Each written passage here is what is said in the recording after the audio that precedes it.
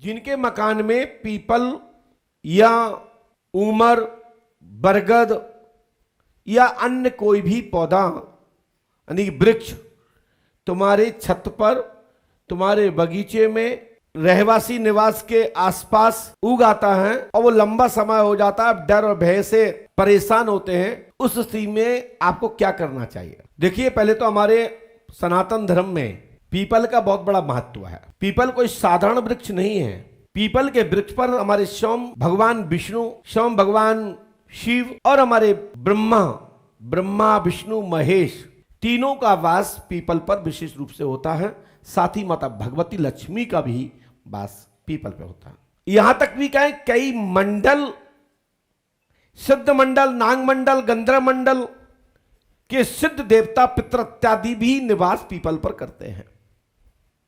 दिमाग में से एक चीज और निकाल दूं, पीपल पे भूतों का, पिशाचों का कोई भी वास पीपल पर नहीं होता है। देवताओं का वास होता है, सिद्धों का वास होता है, नागों का वास होता है, गंधर्वों का होता है। बड़े बड़े देवता, बड़े बड़े सिद्ध जो देव कोटि के होते हैं, सिद्ध कोटि के होते हैं, वो पीपल पर वास करते हैं। भूत पिशाच पीपल पर वास नहीं करते। हमारे यहां एक किंवदंती है कि पीपल की छाया में रात्रि में कोई भी वहां नहीं जाता है। दिन में तो चले जाते हैं, लेकिन रात्रि वर्जित किया गया है और कह देते हैं घर के लोग, उस पर बहुत बड़ा भूत रहता है।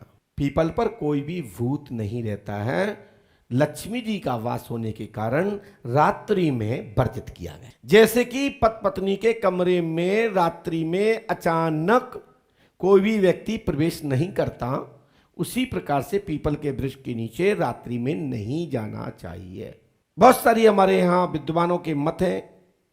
तालाब, नदी में भी रात्रि में अर्धरात्रि पर प्रवेश नहीं करना चाहिए, उसको जगाना चाहिए, आज्ञा लेना चाहिए, अनुमति लेकर के ही पार होना चाहिए, अन्यथा धोखा खा जाओगे। जैसे कि तुम्हारे घर में अचानक कमरे में कोई आ जाए और आप उस स्थिति में किसी को आने का अधिकार नहीं है, तो क्या समझेंगे आप कि कोई डकैत आ गए, उठा के आपके पास जो भी तमंचा होगा, लाठी होगी, डंडा होगा, तो आप मार दोगे। क्यों मार दोगे? आत्म सुरक्षा में। ऐसे ही तली, नदी, तालाब पर अर्धरात्रि पर नहीं प्रवेश करना चाहिए, धोखा खा जाओगे। इसी प्रकार से पीपल के वृक्ष के नीचे रात्रि में नहीं जाना चाहिए। अब वो पीपल का वृक्ष बहुत भारी है, प्राचीन है, बड़ा लंबे समय, बड़ी आयु वाला है। ऐसे वृक्ष को क्या करें? ऐसे वृक्ष को काटने के लिए अनुमति हमारे विद्वान महापुरुषों ने नहीं दी है। उन्होंने कहा है, यदि आपके यहां यज्ञ हो रहा है, कोई अनुष्ठान हो रहा है, तो उसको संविदा के लिए पहले उस पीपल से प्रार्थना करें और उसकी शाखाएं अनुष्ठान के नाम पर, यज्ञ के नाम पर, भंडारे के नाम पर, हवन के नाम पर, यज्ञ के नाम पर, मेरी बात से समझ पा रहे होंगे, ऐसी अनुमति लीजिए और हाथ जोड़ के प्रार्थना कीजिए और जितनी उचित शाखाएं लगे उतनी शाखाएं ले लीजिए। उसी दौरान जो तुमको दिक्कत दे रही हो शाखा, वो जब कोई यज्ञ के लिए ले रहा हो तो उसमें उस प्रकार की वो शाखा भी कटवा दे और उस शाखा का जो दक्षिणा बनता हो, 5 ब्राह्मण, 5 कन्या, 1 संत, एक मंदिर में हनुमान जी को चोला या देवी का श्रृंगार किसी मंदिर में उस शाखा के बदले करा दे। हमारे यहां हिंदू धर्म में पीपल की कोई भी शाखा, जो बट वृक्ष हैं, जो परिवार वृद्धि के वृक्ष हैं, जिनको जलाया नहीं जाता, चाहे वो पाखर हो, बरगद हो, ये जलाने के लिए नहीं है, ये यज्ञ अनुष्ठान के स्तंभों के लिए है और यज्ञ में संविदा के लिए इस वृक्षों की शाखाओं का उपयोग किया जाता है। यज्ञ में 16 स्तंभ होते हैं, जिसमें अलग अलग वृक्षों की शाखाओं से गेट बनाए जाते हैं, जो 4 गेट बनते हैं यज्ञ के, तो उसमें उपयोग करना चाहिए। बड़े वृक्ष को कभी भी नहीं काटना चाहिए। यदि आप काट भी रहे हो, जरूरती है, उस भूमि पे आप कुछ विशेष करने वाले हो, तो उसके बदले वृक्ष से प्रार्थना करके वृद्ध वृक्ष को देखते हुए कुछ उसमें सूखापन आ गया हो, तब भी निवेदन प्रार्थना करके और 101 पौधे का संकल्प लेकर के तब उसको आप ब्राह्मणों के द्वारा पूजन अनुष्ठान के माध्यम से आप उस शाखा को, पहले तो 2 प्रकार की शाखाएं होती हैं, एक होती है शाखा लेना, एक होता है जड़ सहित लेना। तो जड़ सहित काटने की अनुमति नहीं दी गई है, परंतु यदि वृद्ध है तो उस अवस्था में ब्राह्मणों को आगे लेकर के 1 सवा किलो का हवन करावे और उसके बाद मह जड़ से उसको ले लेवे और उसके बाद वहीं की मिट्टी थोड़ी सी अपने एक जगह जोड़ लेवे और जहां आप 101 वृक्ष लगाएंगे उसमें उसी मिट्टी को भी थोड़ा थोड़ा एक एक मुट्ठी उस जगहों पे डलवा दें और वहां 101 वृक्ष लगवा दीजिए, आपको दोष नहीं लगेगा। हमारी बात आपको समझ में आती जा रही है ना?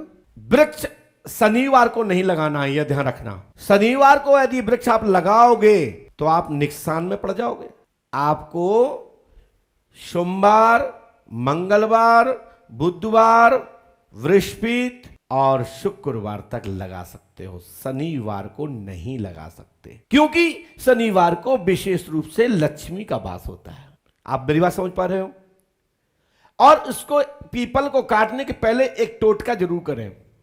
अब आइए, टोटका वो विशेष बहुत जरूरी है, चाहे वो छत पे लगा हुआ पीपल का पेड़ हो, चाहे दीवाल में उग गया हो, चाहे वो तुम्हारे बगीचे में आ गया हो।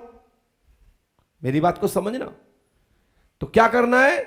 7 मिर्ची, 1 नींबू, पहले पीपल से प्रार्थना, निवेदन, जल डालना है और काटने से पहले 3 घंटे पहले यह प्रार्थना करना है। कितने पहले करना है? 3 घंटे पहले करना है। 7 मिर्ची वहीं पर गाड़ देनी है। पीपल उखाड़ने के पश्चात वहां पर 1 नींबू को काट देना है, क्योंकि जो देवी शक्ति होती है, जो हमारी मातृ शक्ति होती है, वो अपने देव की बुराई या देव की आलोचना, देव का खंडन नहीं देख सकती। तो भगवती को शांति करने के लिए नींबू काट देना है। इसके पीछे लॉजिक है। फल बलि दे दी अपने, हे माते हमसे जो गलती हुई हो, मैं अपनी बलि तो दे नहीं सकता, लेकिन मेरे पास एक बलि है, जीव बलि मैंने दे नहीं सकता, और आपको लेना तो ले लीजिए, हम आपको नींबू देते हैं, नींबू की बलि दे दीजिए और दोनों पृथ्वी पर निचोड़ दीजिए और वहीं छोड़ दीजिए। जिंदगी में तुम्हारे घर में पीपल नहीं उगेगा। ठीक है ना? किस दिन उखाड़ना है यह विशेष है। आप जानते हो किस दिन उखाड़ना चाहिए पीपल को? 7 दिन होते हैं। शनिवार को तो लगाना चाहिए, लेकिन उखाड़ना किस दिन को है? वो दिन कौन सा है? रविवार। रविवार के दिन वो वृक्ष को लेना है और सोमवार से लेकर के शुक्रवार तक लगा देना है, शनिवार को मत लगाना। ये आपको इतना हम आपको बता दिया है। विशेषकर हमारे ब्रह्म ऋषि एवं संतों ने निर्देश नहीं किया है कि पीपल के विषय में ये मार्ग आपको बताया जाए, लेकिन बहुत सारे लोग परेशान हैं जिनके घर में ब्रह्म बाधा, जिसको बोलते हैं ब्रह्म बाबा नाराज हैं। ब्रह्म बाबा विशेषकर हमारे यहाँ मिर्जापुर, बधोई, कानपुर, कालपी, ब्रह्मवर्त क्षेत्र, बिठूर क्षेत्र में, हमीरपुर, बांदा, करबी इत्यादि में विशेषकर देखने को बोलता है हमारे यहाँ ब्रह्म नाराज है। ब्रह्म माने हमारे यहाँ प्रेत, तुम्हारे यहाँ ब्रह्म, एक ही विषय है। प्रेत परेशान कर रहा है, वहां उस किसी जगह पर प्रेत को ब्रह्म बोल देते। ब्रह्म, हमारे ब्रह्म बाबा नाराज है। ब्रह्म का अर्थ है ब्रह्मवाची शब्द है, ब्रह्म तत्व। कहते हैं ब्राह्मण, ब्राह्मण का मतलब है ब्रह्म तत्व को जानने वाला, ब्रह्म को पहचानने वाला। तो जो ब्रह्म है वो ब्रह्म तत्व को जानता है, क्योंकि उसकी कोटि ब्रह्म तत्व की है। वो ब्रह्म को जानता है, परंतु उसके भटका होने के कारण से उसको ब्रह्म राक्षस हो गया है। तो ब्रह्म राक्षस और ब्रह्म प्रेत और ब्रह्म प्रीत एक ही है।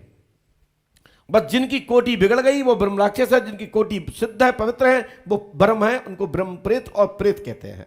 जो इनमें भी श्रेष्ठ हो, सबको पहचानता हो, ब्रह्मविद्ध हो, विद्वान हो, श्रेष्ठ हो, वाक्य मजबूत हो, जो कह देता है वो कर देता है, उसको ब्रह्म परीत कहते हैं। प्रेत 3 प्रकार के होते हैं, प्रीत, परीत और परीत। इनमें से जिसकी कोटि बिगड़ जाएगी वो ब्रह्म राक्षस हो जाएगा। तो आप सबको यदि किसी के घर पे इस प्रकार की पीपल उगाया तो ये विधि को प्रयोग करना है, ठीक है। और उसके बाद भी प्रायश्चित फिर भी करना है। प्रायश्चित क्या करना है?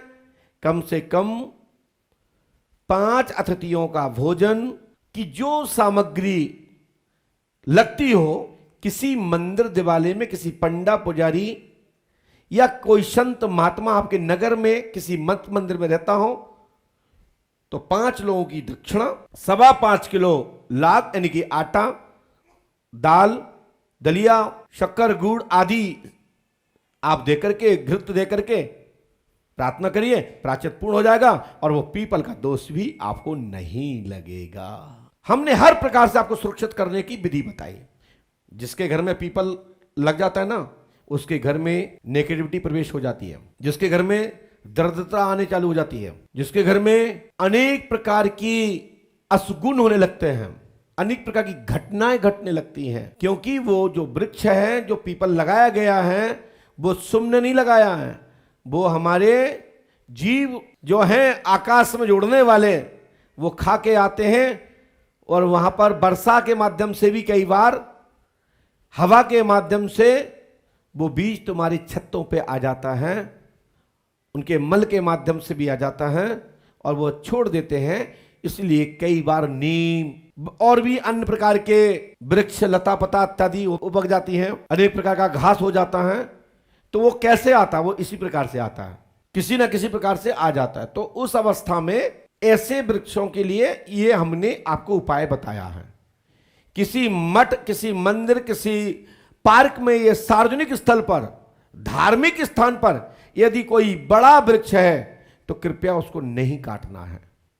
वो स्वतः ही जीर्ण शीर्ण हो जाए, जिसकी पूर्ण आयु हो जाती है वो स्वतः ही गिर जाता है। उसको भी उठा करके किसी यज्ञ अनुष्ठान या भंडारा चल रहा हो, वहां के क्षेत्र के लोग उस शाखा को कटवा करके, जो सूखी हुई शाखाएं हैं, जो गिर गया है, और किसी यज्ञ स्थान पर छुड़वा देना चाहिए। तब वो यज्ञ में लगेगा तो उसमें जिस देवता का भी वास होगा उसकी, या किसी भी पितर शक्ति का वास होगा, किसी भी सिद्ध कोटि की शक्ति का वास होगा, तो उसकी भी मुक्ति हो जाएगी और उसके द्वारा आशीर्वाद आपको प्राप्त होगा।